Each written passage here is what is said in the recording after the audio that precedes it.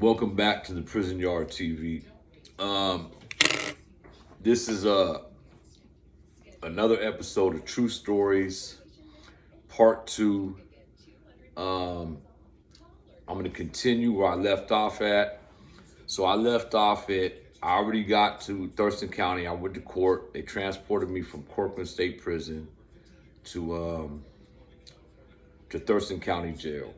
I went to court, stayed in the county jail for over 30 days, I think like 35 days. Finally, after putting in a lot of paperwork, California sent tri-counties to come to Washington to pick me up and transport me back to California so I could finish doing my time.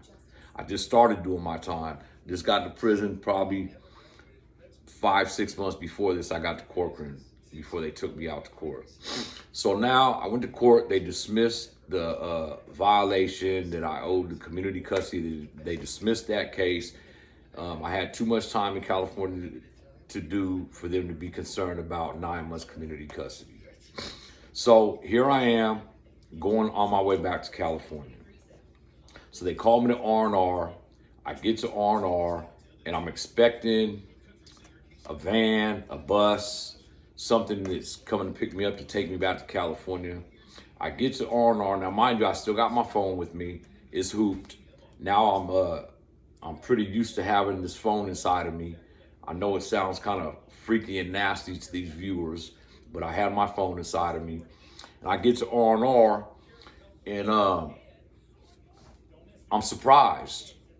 I'm shocked at what I see. A little short, older, light-skinned black man from Tri-Counties Transportation is backed up in the Sally Port in a Dodge Durango. Dodge Durango is an older model Dodge Durango. It has the bars on the windows on the inside, everything, and he's by himself. He's transporting inmates by himself. Now, I didn't know this at the time before I got in this Dodge Durango, but Tri-Counties is a company that all they do is transport inmates throughout the United States to court dates, to jails, to prisons. All they do is drive all the time from New York all the way down to California. They just take people all across country for their court dates when that state ain't able to come get you. So Tri-Counties was there to pick me up. He strips me out. We're gonna call him Herman. We're gonna call this individual Herman. I remember his full name, but I'm not gonna put it out there because of the circumstances, what happens with me and him. So I'm not gonna put him out there like that. I don't know if he's still working for Tri-Counties or not. I imagine not, because he was talking about quitting back then, and this is 2010, the end of 2010. This is the day after Christmas in 2010. He comes and pick me up. So I get to R&R, he strips me out, and he makes me put back on Thurston County's red jumpsuit. It's bright red like this shirt, and it's a prison jumpsuit. So he takes me out to the Sally Port to put me in this Dodge Durango, and like I said, it's a Dodge Durango, and it has a police sticker on the side with the star, and it says Tri-Counties Transportation with the badge on it, like a sticker on the door, like a cop car, had a badge on it. I get in this Dodge Durango, and there's this white cat in the very back seat. Now, Dodge Durangos, they got 3 seats, one in the back, one in the middle, and then the front 2 seats. So I slide in the middle seat by myself. There's a white dude in the back, and the first thing I notice about this white dude is he has his own clothes on. So when we get in the Dodge Durango, old Herm tells me, get comfortable, Jefferson, because you're gonna be with me for a long time. He said probably about a week. We ain't gonna reach Corcoran or California for a week. And I'm like, what do you mean? He said, we gotta go to Montana, we gotta go to Denver, Colorado. And he starts naming all these places we gotta go to pick people up and drop them off before he takes me to California. So now I'm thinking, shit, I got this phone inside of me. I'm concerned about my phone the whole time. I want to get back to prison, get situated again, start doing my time. Got a lot of business to take care of. I'm trying to make money when I get back to prison. trying to get in the mix. I got a phone now, I can get in the mix. So old Herm, he tells me I'm gonna be with him for a while. I'm like, all right. I mean, I ain't got no choice, right? So when we leave the state of Washington, Thurston County, we go down to Oregon. And it's me and the white dude. So we pull in a jail, I believe, I don't want to say it's Portland, Oregon. Maybe it was Salem, Oregon. Maybe it was Portland, Oregon. I don't remember. But we pulled in a jail in Oregon. We go to the Sally Port, and he takes us in this jail, and he tells us he'll be back tomorrow to pick us up, that we're sleeping at this jail. I'm like, damn, what kind of shit is this? So we only drove maybe 2 hours from Thurston County Jail to this damn Oregon jail, and he leaves us there. And it was probably I think he picked me up from Thurston County Jail sometime in the afternoon, because we got to Oregon in the evening time. We get there, and they send us up to a floor, and they feed us. They don't let us shower, and of course I go to sleep. He picks us up like at 4:35 in the morning. When he picks us up, we got another individual. He picks up another inmate, so he gets in the Dodge Durango with us.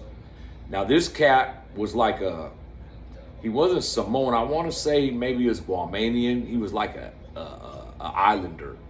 He gets in, so I ask him where he's going to, and he says he has a court date in a few days in Montana. So I guess that's where Herm told me why we're going to Montana, because we're picking this cat up. He got to be to court in a few days. So I'm like, all right, bet. So I start talking to these individuals. The white boy he was reeking, man. He was stinking. His clothes were dirty, and I could just tell, you've been around dope fiends all your life. He was probably I don't want to put a label on him, but he was probably a crystal head. That's what I got from the way he was dressed. His hair, he wasn't well kept. His hygiene wasn't up to par. So I put him in the category of a crystal head. Maybe not, but I'm pretty good when it comes to judging characters. So me and mind you, I'm very territorial when I'm locked up. Even when I'm not locked up, I'm a territorial person. So of course I get in the middle seat. Them two, I make the islander dude get in the back with the white boy. I don't want to sit next to this white dude. I notice he stank. So we drive, and I believe, I want to say from Oregon, I want to say we headed over, and it was very rainy, and we hit snow. And I don't remember what state we hit snow in, but we're headed towards Montana, and Montana's the other way. So we're headed towards Montana, and we need gas. So this fool Herm pulls over at this gas station, an Arco station, and it's like maybe a truck stop, maybe gas station, because there was a lot of big diesels there. And we're sitting out in front of this gas station in this damn cold weather, and he got the engine turned off for like an hour, and he keeps texting people on his phone. And I'm like, man, what's up, man? We're hungry. We want to get going. What's happening? He's like, I gotta wait for them to load my gas card. I'm thinking, what do you mean load your gas card? He tells me, he's like, man, this company only puts $250 on this gas card. I don't remember exactly, like every other day or every 3 days or something. So he has to wait until midnight when it becomes another day for them to load this card up where he could get gas. And this happened throughout this whole trip. This trip is like unbelievable. When I'm done with this story, you guys are gonna think there's no way all this shit happened. I promise you, man, on everything that I've ever loved, this story is authentic, it's real, and it's very unbelievable. If somebody told me this story, I would be like, he's putting a 10 on it. And I promise you, I'm not putting a 10 on this story. This story gets crazier and crazier as it goes. So Herm, we're at this gas station, and we're waiting for whatever time for the day to turn over where they put $250 on this gas card for him. And we're sitting at this gas station for over 2 hours, man. This cat, he ain't gonna use his own money to put gas in this damn transport vehicle. It seems like they would have a regular gas car with enough money on it for him to get to to where he's going. But I promise you, this is the truth. This guy had to wait when he used too much money off this gas card. And I found out later when we almost got to Corcoran that he was using the gas card to buy Zooms. He was buying us stuff. He was buying us Zooms and Wham Whams. So he was spending more money than what they gave him for gas on Zooms and Wham Whams. He didn't smoke, but I smoked cigarettes. And during this trip, I finally talked him into buying me 3 pouches of tobacco. But I'm going to get to that later on. It took me 4 days to get that from him. So we're at this gas station. We're headed towards Montana. It's snowing outside. And there's 3 of us in the Dodge Durango. So I'm cold. All I got is this damn prison jumpsuit on, conversating with these cats. They really don't have nothing in common with me. They're both looking at maybe a year county jail time. I tell them I'm doing 15 years. They couldn't believe I'm doing 15 years in prison. Both these cats had their own clothes on. So check this out. We finally get the gas. We travel maybe a few more hours, and he takes us to another jail. Every night when we're not driving, he stops at a jail and he coordinates it over the phone where he drops us off, where we sleep at this jail and get fed, and he goes to a hotel room and then picks us up in the morning. This happens a lot of times, like every night, I believe, or if not every night, almost every night, he takes us to another jail in a different state. So we're traveling, probably like the 3rd or 4th day in, and finally a brother gets in. I don't remember where we picked him up. It might have been Colorado. So we got rid of the Asian or the Islander cat. The white boy's still with me. Now I got a brother in the car with me. So then the next stop after we picked the brother up, we're dropping the white boy off. And I forgot what state we was in, but we dropped this white boy off. So now it's me and the brother, and we're vibing. That's when I start to get it, old Herm. I'm sitting right behind him and I'm talking to him. We're joking and shit. And we're hungry. And I don't want to eat no jail food. And, you know, his money is funny. And I noticed that he's arguing a lot with a female. And I asked him who it was. He said it was his wife. And this cat's older. At the time, he was in his 50s. He was skinny, light-skinned. And he told me that he used to be a Houston sheriff. He was a cop in Houston before, and he retired. He got hurt on the job, and he picked up this Tri-County transportation job after he retired from the sheriff's department, right, in Houston. So he was complaining constantly about this company he was working for, and he was always on his phone fighting with this girl, man. It's Christmas time. It's about to be New Year's. He ain't at home. He's working. She wants him at home. He's always constantly fighting with her. He ain't got no money. He's waiting for his paycheck for the 1st of January to get paid to send her some money. She's complaining about money, right? So I'm taking all this information into account. Anybody that knows me, I'm a good, I'm a people's person. And I see openings and I take them. I see opportunity and I go for it. And I seen this guy, he was struggling. He was struggling financially. He was struggling at home with this girl. He was struggling with this company. He didn't like working with this company. He was talking about quitting. We had to wait for gas. So I got the nerve to ask him if I not Cash App. We didn't have Cash App back then. We had PayPal and Green Dot cards. And I asked him if he had a Green Dot or a PayPal. And I forgot which one he had, but he had one of them. And I told him, I said, look, man, I can have somebody PayPal you $100, and if you stop and get us some food, and you buy me a few pouches of Bugler. And he ultimately agreed to it, and it wasn't that surprising to me because he has been with me for 4 days now, 3 or 4 days, and we became, very cordial with each other. I knew his problems. I knew his girl's name at the time, and it was like we was on this road trip together, and he just happened to be someone taking me on this road trip. Now, mind you, I forgot to tell you, this Dodge Durango, in the middle between the passenger seat in the driver's seat, there was a shotgun. There was a shotgun, and it was like the old sheriff cars, the old police cars. It was locked in with a lock in the middle between the passenger seat and the driver's seat, and he also had a pistol on his side. And I believe the pistol was a 9. I don't remember, but I believe it was a 9. And what was very surprising about this whole incident, about this whole trip, was I'm a California prisoner, and he's transporting me.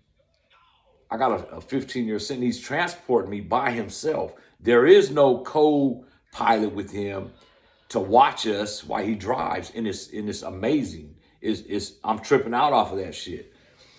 So me and the brother, he was from the Bay Area, and matter of fact, I think we was dropping him off. I think he was coming to California. He was coming to California, and we was taking him to the Bay Area. I think we was taking him to Alameda County because he was from the Bay. And I remember we stayed in Fairfield jail together, me and the brother, and that's when on New Year's Eve, and I'll get to that.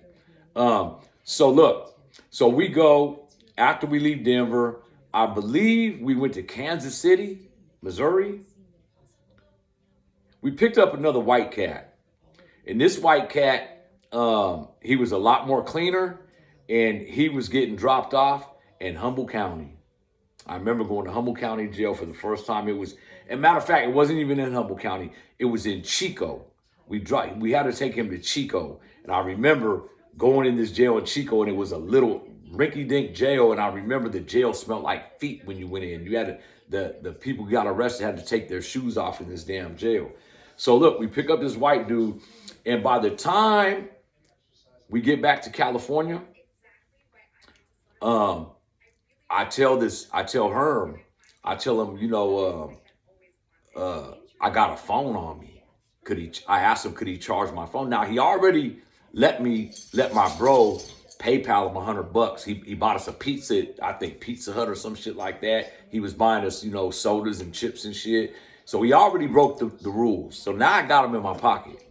And I know that, and I don't think he knows that, but I could basically do whatever I want to do now because he broke the law. And I ain't the type to, well, yes, I am. I ain't gonna lie, but I didn't need to. I didn't need to blackmail him. I didn't need to push up on him because he was giving us everything we asked for. He was pulling over, and we went through that $100 real fast. He bought a Subway one day. No, he bought us, not Subway. What's that other sandwich shop? Is it Togo's? He bought us Togo's, and he bought us Pizza Hut. That $100 was gone. Plus I remember he bought me 3 pouches of Bugler, and I didn't smoke. I didn't smoke on this trip, and I wanted to bad. So I had him get me some plastic. He bought something in there that had cellophane. I think one of them sandwiches, them cold sandwiches, and it had cellophane, and I needed it to rewrap my phone and to wrap this Bugler up so I could hoop it and take it back into the pen with me. And he did. He got me some plastic.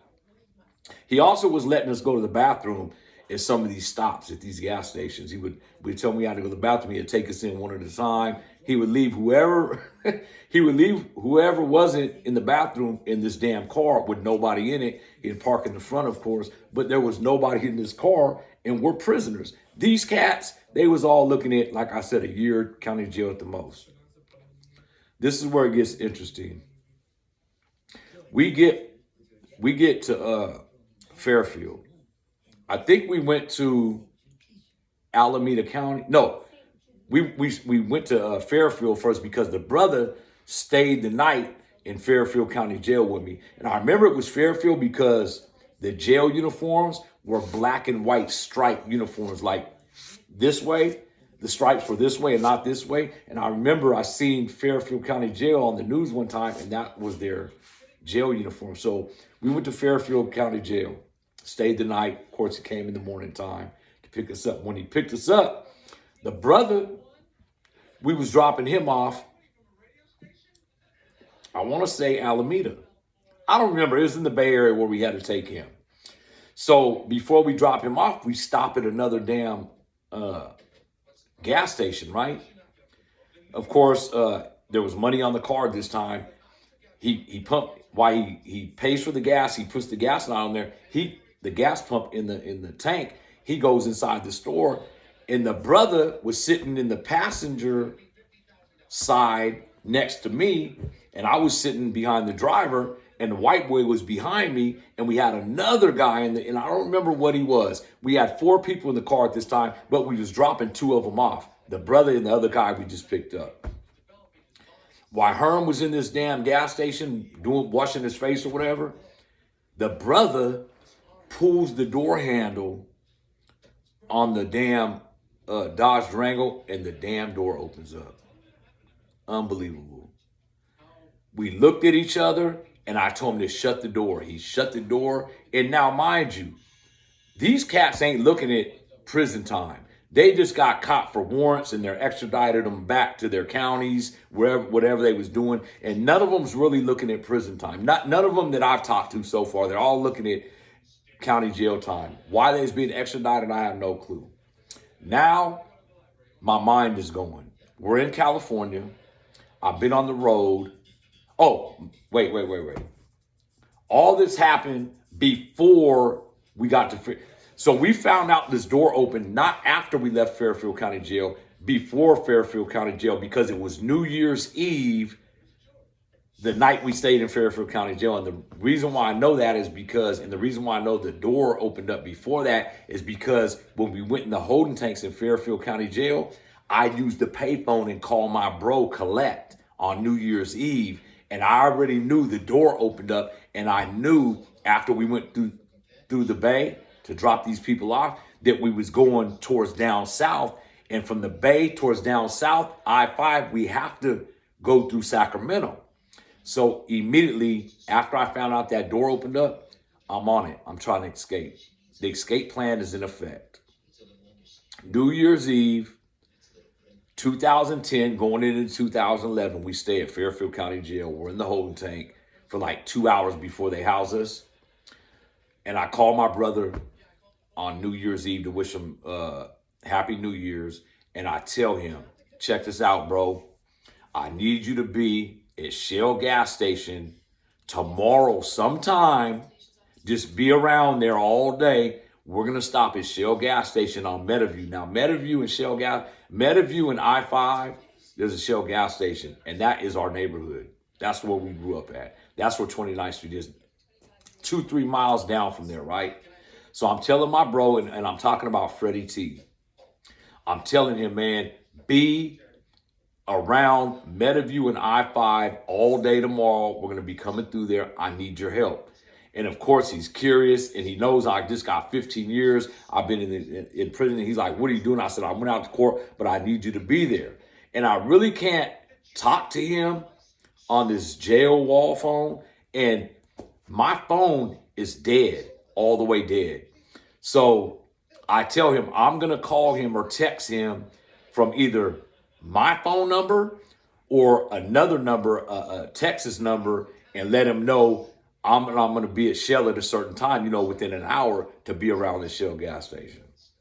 He says, bet. I got to talk Herm now when he picks us up and to charge my cell phone. So that's when I tell him when he picks us up. I exposed him after, 4 days, 5 days I've been with him already. So he picked me up on the 26th. There's 31 days, and I've been with him 5 days. And now it's New Year's Day. He picks us up at the Fairfield County Jail on New Year's Day. He takes us where we're driving. We go to, I believe it was Alameda County. Maybe it was San Jose. I have no clue. I don't remember. We dropped the brother off. He knows the door opens. He ain't trying to escape. He only got, that's another year. They add on a year if you escape. He wasn't looking for that. No, I wasn't letting nobody escape out of this damn thing. And I wasn't being a cop. But these cats didn't have enough time, and they wasn't going to fuck off my escape plan. And I was damn sure going to escape out of this damn thing. Mind you, I got leg irons on, and I'm cuffed up like this with a red jumpsuit on, and everyone else got their own clothes on. So check this out. The only thing I got on this mine is my shoes that I wore from Corcoran, and they let me wear my shoes at Thurston County Jail. That's the only thing I got on this mine. And maybe I wore my own personal boxers. I don't remember. If I did, I've been in them for a month I had to wash. I don't remember what boxes I had on, if I had jail boxes on or whatnot. So anyways, the escape plan is in effect. He picks us up New Year's Day. We go to more into the bay. We drop off these two cats, and it's me and the white dude, and we leave the bay and we're going down south. Now he's on the 80. He's on Highway 80 from the bay to the Bay Area freeways, the 510, the 80, the 580, whatnot. So he's on the 80. So when we get past the what's that called, the aqueducts, we hit I-5. Now I-5 comes through West Sac. When we're coming through West Sac, I already told him I had a phone, and I showed him. I brought my phone out when we stopped at a gas station to piss. I showed him my phone, and I'm like, Herm, I need you to charge my phone for me. And he agreed. He was like, shoot it up here. So I slid it up under the damn jail screen, up under the seat. He got the damn phone. Instead of pulling over, getting it from me, I slid it up under the damn thing. He gets the phone, and he plugs it in his charger, right? My dumb ass wasn't thinking to look at his charger and make sure that it charged my phone. So he plugged it in. I told him, let me see the phone. I didn't see the green thing in the corner where it was charging. So he unplugs it. He looks at it. He said, no, it's charging. It's charging. So for 3 hours, he's charging my phone. 2 or 3 hours, he's charging my phone. Now we're making these other stops, and we pick up another cat. And I forgot where it was. It might have been, we was already in Fairfield. It might have been Vacaville, or even more of that. Vallejo. We went through Vallejo. That's right. We picked up somebody in Vallejo from the V, and we was taking that person. They was taking him to San Diego. I was getting off in Corcoran before we went to LA. So we pick up this other cat in Vallejo, and he's going down south. So we pick him up. My phone's charging up on this damn thing. Now we're headed on I-5, and we're heading through Sacramento. So I tell him, man, hand me my phone. So when he hands me my phone won't turn on.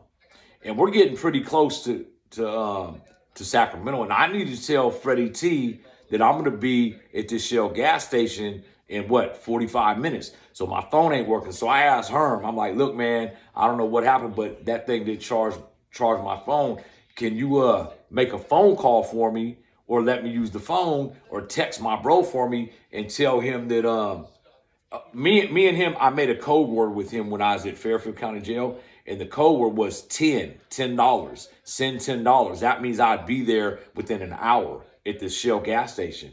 And I told her, I'm like, hey, can you call my bro or text him and tell him that to PayPal you $10? That would give him the heads up that we was gonna be there within an hour to the Shell gas station. Forgot to tell you guys that.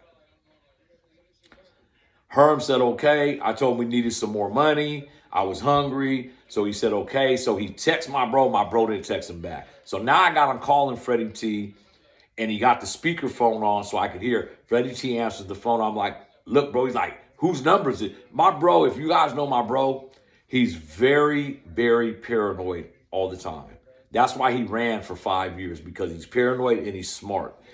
All he knew is that I had a 15-year sentence, and I just went back to court, and he don't know what the hell I'm up to, how I'm calling him, being transferred. He don't know anything, but he knows me. I'm very crafty, and he knows this about me. So he's, of course, going to help me if he can. So I thought. I tell him, look, man, can you PayPal this dude $10? And that was the code word. He was like, I ain't going to be able to do it. I don't have it right now. What?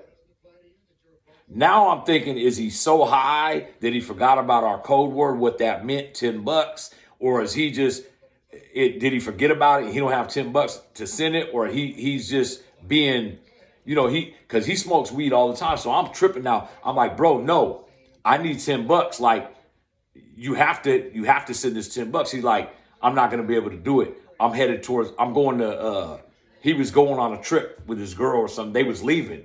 I'm like, bro, I really need that $10. I said, look, man, matter of fact, hey, Herm, is it cool if he stops and gives us $10 when we go to Sacramento, because he's in Sacramento, and my bro was like, "Who was that?" And I'm like, "That's the transfer." And he's like, "What the hell?" So it scared him. He didn't know what I was up to. I couldn't tell him I was planning to escape. I was going to jump in his car with him. When we met, I couldn't tell him that because this dude, I didn't know how he was going to react. My escape plan was diminishing, going down the drain very fast. And I was getting anxious, and when I get anxious, my mouth gets dry and I get shaky and shit. And that's what was happening to me right now in the back of this damn Dodge Durango. This was my last chance to not have to go do 15 years. Now, you guys got to remember, I did a video last week about what I went through fighting my case with my wife leaving me, her divorcing me, telling me I'm not going to see my son no more. So my mind was all gas, no brakes. I was going to escape. And I wasn't really thinking about the consequences. And when I say consequences, I was being selfish, because if I would have escaped from California prison, it would have been a manhunt immediately, and they would have hit everybody that I know, that they knew I know, house. They'd have tapped everyone's phone. And escape from a prison, a California institution, on a 15-year sentence from a level 3 institution. Believe me, I would have caused everybody to have heat on them. Everyone that I've ever been associated with, and they knew. I had my phone book back in my property, that my letters. They knew my mom. They knew my wife. They knew my family, my brother. They knew all my relatives. I had them on my visiting list. So I wasn't thinking clearly when it comes to that, right?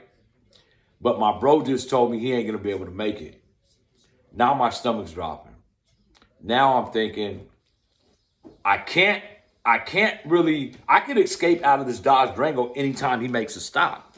But the thing is, I got these leg irons on me, and I can't run in a red jumpsuit nowhere. I got to have someone there to pick me up, and then I could get out, right? I get ghost. But I can't escape without no help.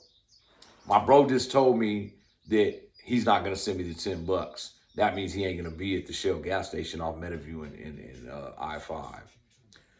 Now I'm thinking anything. I'm thinking, who can I call? Who could I get there? And the only person at this time that I trusted was my little cousin Vicente. I fell out with a couple of my relatives over my case.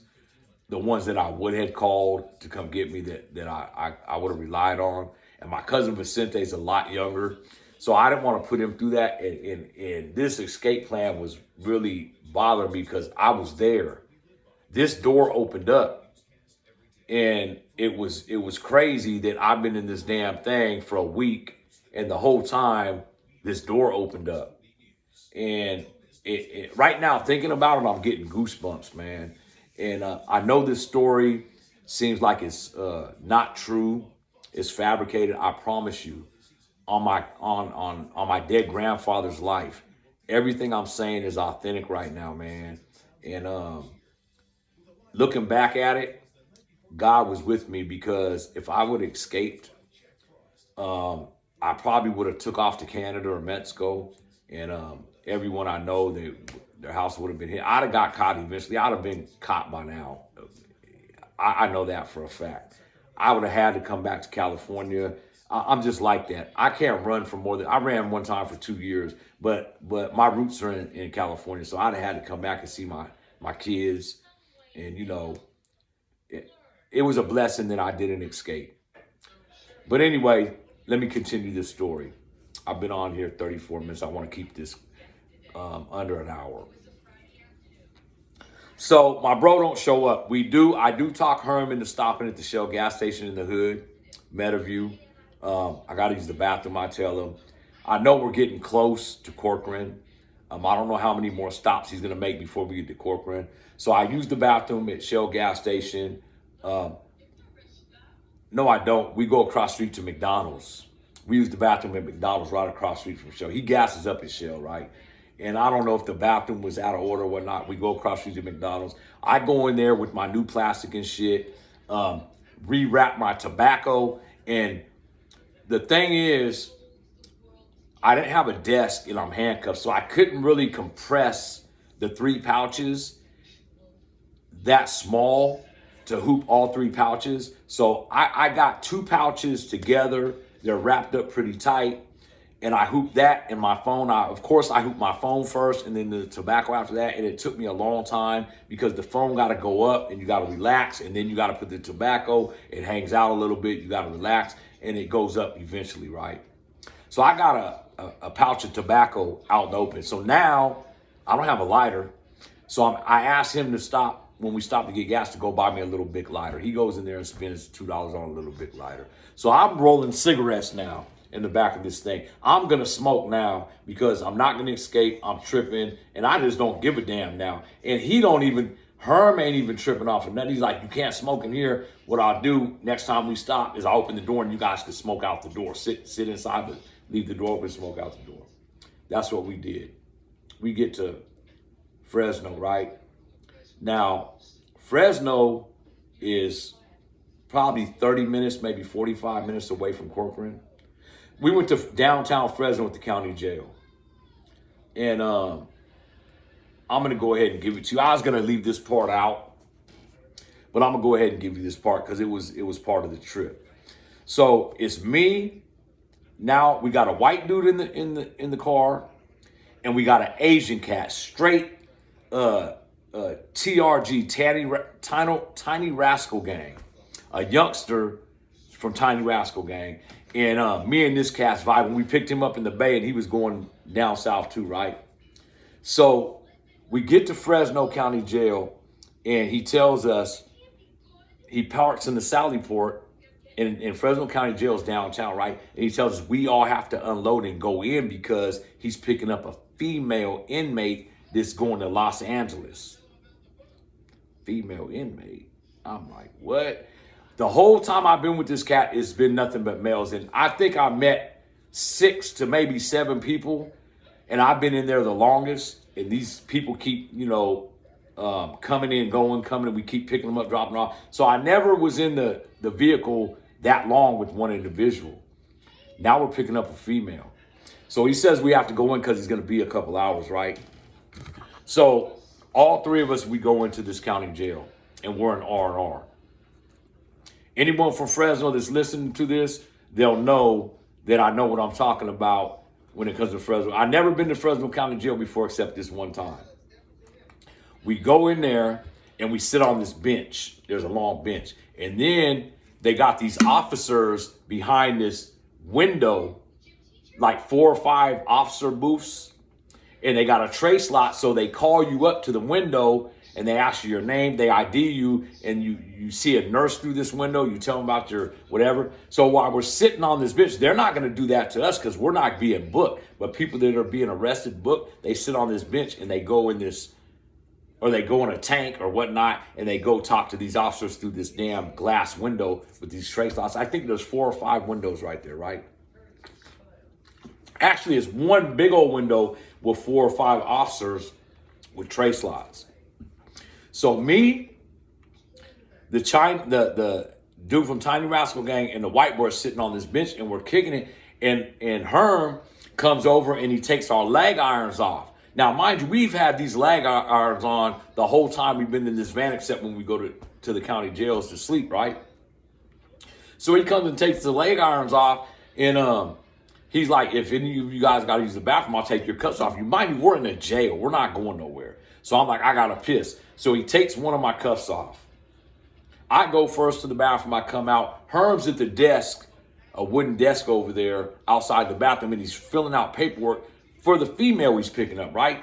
The Asian dude goes in the bathroom. So now I'm sitting on the bench with no leg irons on, with one arm uncuffed. The Asian dude got one arm uncuffed. The white boy sits there. He don't got to go to the bathroom.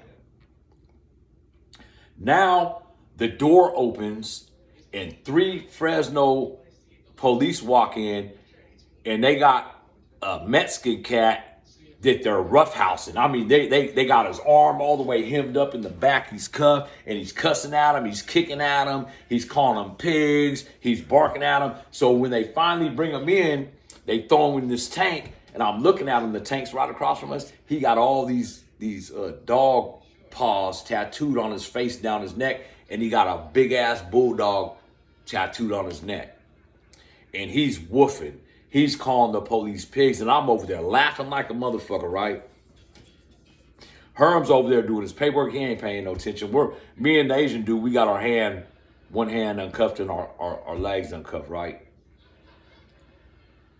We're in there for maybe about an hour, and it's the bulldog's turn to go up to the window to go get screened because he's getting booked, and they're going to send him up to a floor. Well, I don't know how they do it, but he got to go to the window, right? So 2 cops go over there to the tank, pull him out of the tank, take him up to this window, and they uncuff him from the back, and they put the cuffs on him in the front. He got to sign a paper, and he got to see the nurse taking his temperature and all that shit. So after he's done at that window, they don't go put him back in the tank. They come and put him right next to me, but he's handcuffed in the front. He ain't got no leg irons on, right? And he elbows me. He's like, "Hey, fool, where you from?" I'm like, "What you mean where I'm from? Where you from?" He's like, "This is Fred," and he says his hood, whatever, east side, west side, woo, Fresno, Bulldog, woo. And he barks. I'm like, "Hey, bro, I'm from Sacramento." He's like, "Oh, you're a buster?" And I'm like, "A buster?" I'm like, "Are you a buster?" And he's like, "Nah, fool, I'm a bulldog." I said, "Man, I'm a motherfucker. I'm from 29th Street Garden Block Crip." He's like, "Oh, you're one of those, huh?" I'm like, "Yeah." He said, "Yeah, we'll see if you're still claiming Crip when we hit the floors." What? So the cop comes over there and tells him shut the fuck up, and he's cussing at this cop and shit. So me, I feel disrespected. I got one hand loose. He's cuffed up, man. So I know from experience that because the way the cops were treating this cat, coming in, he was cussing at him, kicking at him and shit, I could beat this fool's ass and the cops ain't gonna do nothing to me. I'll be doing them a favor. So I stand up. This fool's still woofing at the cops. He ain't paying no attention to me.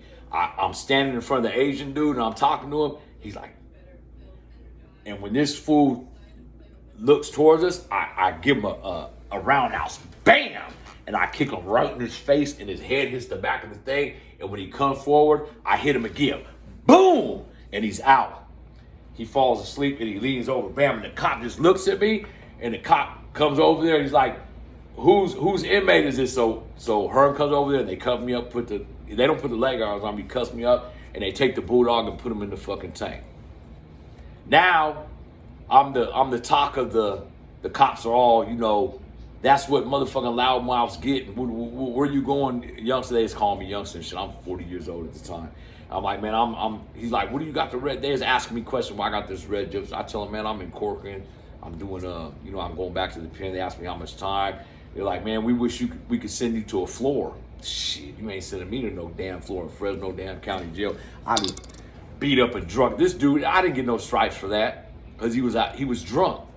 I didn't feel good about myself, but he disrespected me. He called me a buster and he said I'm one of those, you know what I mean? So I had to do that. Plus, I was upset already that I didn't make my escape, man.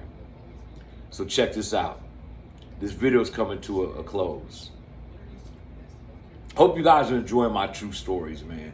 I decided to do a whole true stories episode on from every prison I've been to, I'm gonna do a true story on.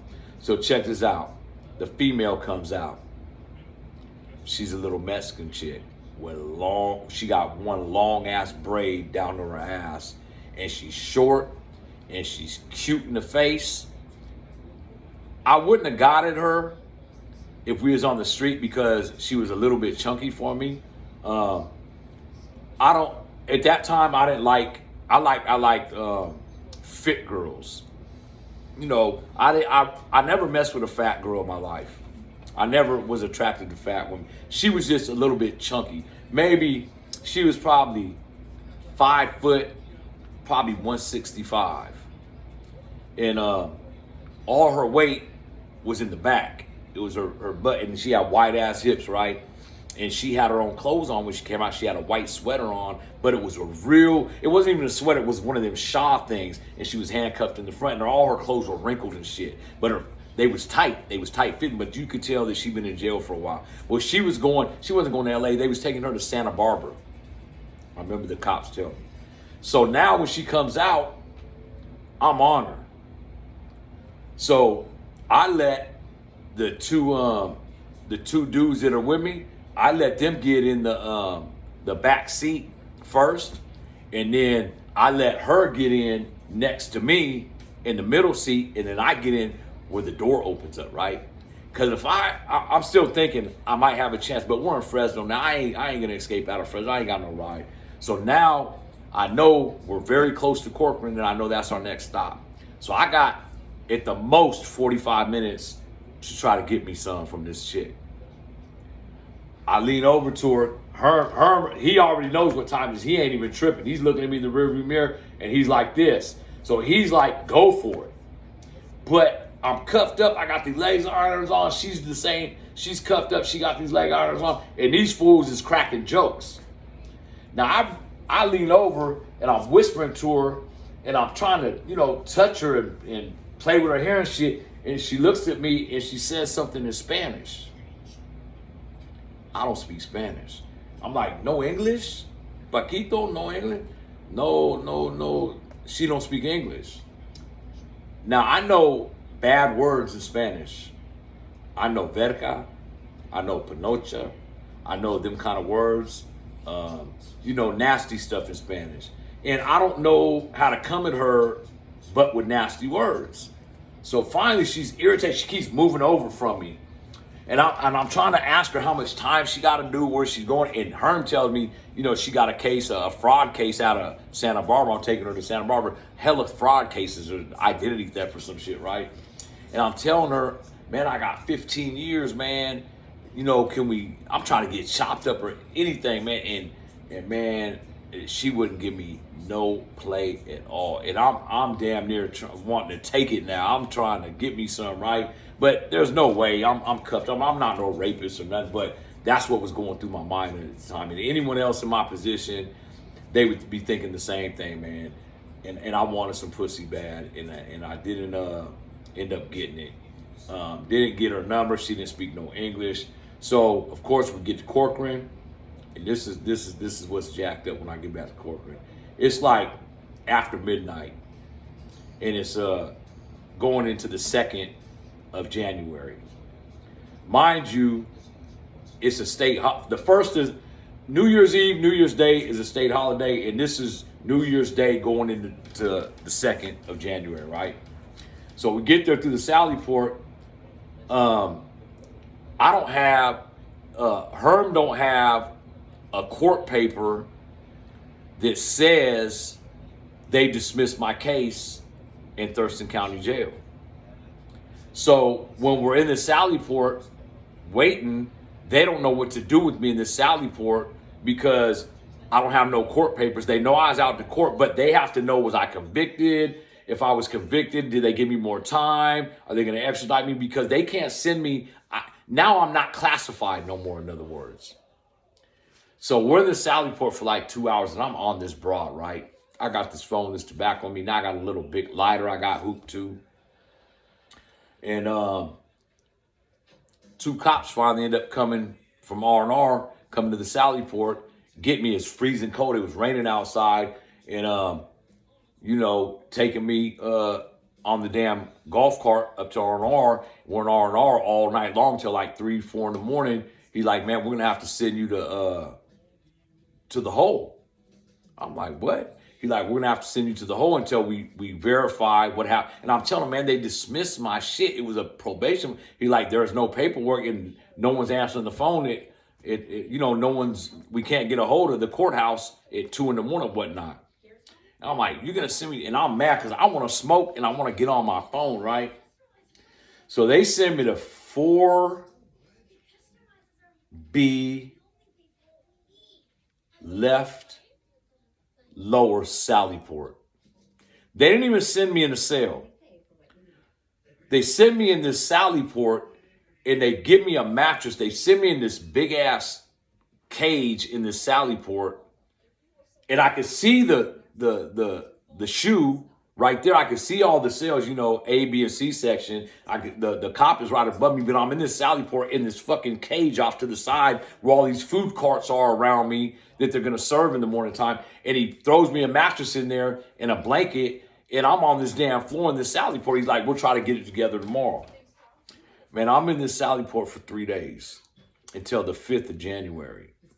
They're letting me go to the bathroom down this hallway, and now I gotta shit because I'm eating. I gotta go in this bathroom. I gotta shit. I gotta clean this damn phone and tobacco. I put it back up. My phone's all wet. I gotta rewrap it with this. It was a mess, man. So on the 5th, they're like, we're sending you back to B yard. However, since you've been gone, we're flipping that yard to a level 4 yard. I'm like, what? I forgot to tell you guys at the beginning of my last video, I got a write-up when I was in Corcoran.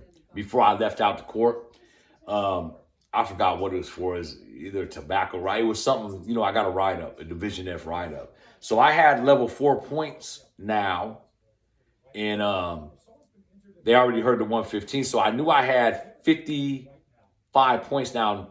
52 was level 4. So I wasn't tripping. I was going to probably end up staying at Corcoran now on BR because he told me they was flipping it to level 4. So, of course, they took me back to my yard. Go back to my yard in 5 building, all the level 3s are gone. 4 building, all the level 3s are gone. And they got it locked down because they're bringing buses in, putting level 4s from Salinas Valley, from New Folsom, from Pelican Bay. They're filling these buildings up, and they're taking level 3s and they're shipping them out building by building, and then they're sending all of us to one building. Now, mind you, on B yard, there's a fence down the middle of the yard. I think 1 and 2 building is on one side of this fence, and 3, 4, and 5 building is on the other side of this fence down the yard. So they took me to one building. I don't have Wicked as a cell anymore. They put me in a cell by myself, right? And I'm happy with that, but I get in the cell and my phone ain't working. I send word to someone, a white boy had phones that I knew was in 3 building. He had a phone. So I asked him, could I use his charger? You know, I had an extra battery. Hocker at Thurston County gave me extra battery. My phone wouldn't charge. It wouldn't even turn on. It was all wet inside. My phone was out now. I didn't have a phone no more. Now I'm tripping. I'm at Corcoran. My phone don't work no more. But I got all this tobacco, right? Got 2 pouches of tobacco. Got a lighter. So I'm smoking and shit. And what happens is the white boy that let me use his charger, he was getting transferred because he was still level 3, and he had a flip phone, and he wanted $1,200 for it. I told him, let me use the phone, let me use it overnight. In the morning time, I'll have your $1,200 green dot for you. And sure enough, he sold me the phone, and it was a better phone than the one I had. So I bought the phone for $1,200 from the white boy, right? Do you know that I believe, was it my divorce papers or some papers from my ex-wife came to my counselor? It might have been divorce papers. I don't think I was divorced by the time I got to Corcoran. I think the finalization of my divorce was at Corcoran. I think the divorce papers came, and they called me out of my cell to go see the counselor. I go up there to see the counselor, and yeah, it was my divorce papers. And my ex-wife, sorry, you know who you are for throwing you under the bus, but I got to be authentic with this video. I'm not going to say her name or anything. So anyway, you know, me and her were feuding at the time.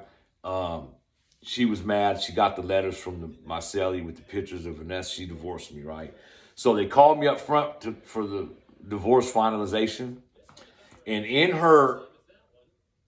Oh, no, it wasn't divorce papers. It was custody papers. I was fighting so I could see my son. It was custody papers. And her argument through family court was she didn't want me to see my son because I was still doing crimes in prison. I had a cell phone. And the reason why she knew I had a cell phone is because I made a Facebook page and she seen it.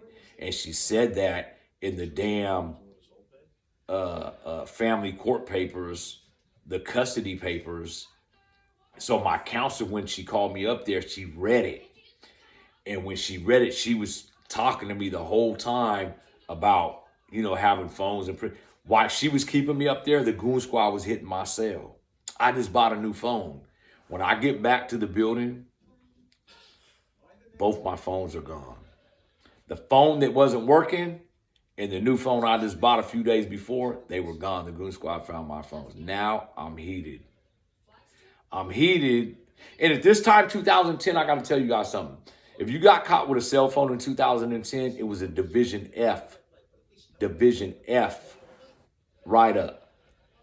And that's the lowest write-up you could get. It was a serious write-up. It's Division E, F, G. No, it was a Division E. It was 30 days loss of time in 2010. Now, I think it's a Division C or B or D, and you lose 6 months. But back then, you lose 30 days. And if you're clean for 6 months, you get your 30 days back. I wasn't concerned about the 30 days and the write-up and all that. I was concerned because I just lost my damn new phone, man. And I was hot at my ex-wife for putting that in the damn custody papers. And I was divorced from her, and she was still causing me in-house problems. I still had all this time. And, I don't know if she knew what she was doing, if she knew I was going to get in trouble by her saying she had to have known, man. But they caught me with my brand new phone, and I was very upset, man. I was on the verge of nervous breakdown in there. If I could have I wanted to fight somebody when that happened. The beginning of my sentence, I just spent $2,700 on 2 phones and lost them both. One broke. So I was going through it. I ended up staying in Corcoran for maybe, 8 more months or something like that. I stayed there altogether a year and some change, like 14 months. And that's out to court, all that included, maybe 14 months. My points dropped. They sent me to Solano from Corcoran. My next video will be about Solano. Hope you guys enjoyed this True Stories. Hope you guys enjoyed the Prison Yard TV. Hit that like button. Hit that subscribe button. And please hit that join button and become a member, man. If you guys are watching these videos, you want to become a member, it's $3.99 is the cheapest join. Or you can spend, if you want to be a silver member, have a silver membership, it's $9.99. If you want to be a gold member, it's $24.99 and so forth. But it's only $3.99 to be a member of my channel. And like I said, you guys get prison poems from me. I wrote over 320 poems while I was in prison. You get an ebook, my ebook, The Man Behind the Woman.